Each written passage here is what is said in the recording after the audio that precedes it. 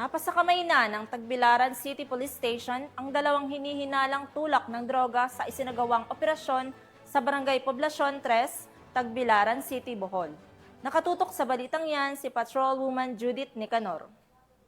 Matagumpay na naaresto ng mga operatiba ng Tagbilaran City Police Station ang dalawang hinihinalang tulak ng iligal na droga na nasa drug watch list isinagawang bypass operation nito lamang nakaraan sa Barangay Poblacion 3, Tagbilaran City, Bohol. Kinilala ni Police Lieutenant Colonel John Karin Oliveros Escobar, hepe ng naturang istasyon ng sospek na si alias Miloy, 35 anyos, isang construction worker residente ng San Isidro, Dawis, Bohol, at ang kasamahan nito na si Raymond, 32 anyos, isang electrician residente ng Kanhulaw, Hagna, Bohol. Dakong alas 11:28 ng gabi na ikinasaang naturang operasyon na humantong sa pagkaaresto sa mga sospek at pagkasamsam ng isang large size at isang medium size heat-sealed plastic cellophane ng hinihinalang shabu na may kabuang timbang na 25 gramo at may standard drug price na 170,000 pesos at bypass money. Kasama din sa mga nakuwang ebidensya ang isang unit ng Technospark na cellphone,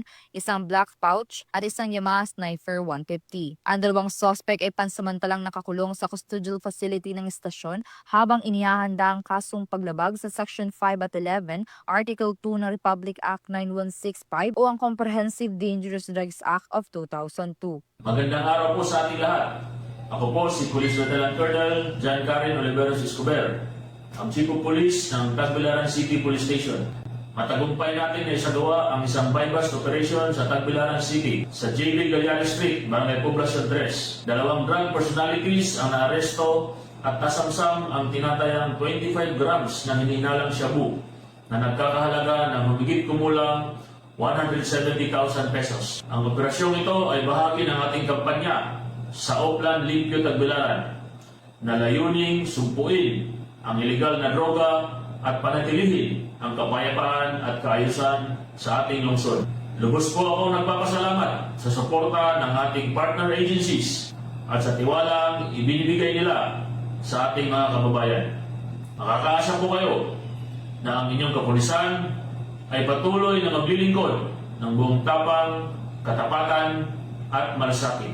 Hindi kami titigil hanggat hindi ganap na ligtas at malaya sa iligal na droga ang Tagbilaran City. Maraming salamat po at mabuhay po tayong lahat. Patunay ang matagumpay na operasyong ito sa patuloy na kampanya ng Pambansang Pulisya ng Pilipinas laban sa iligal na droga para sa kapayapaan at kaayusan ng komunidad. Mula dito sa Central Visayas, ako yung Police News Network Correspondent, Patrolwoman Judith Nicanor, alagad ng batas, tagataguyod ng balitang pulis. Maraming salamat, Patrolwoman Nicanor.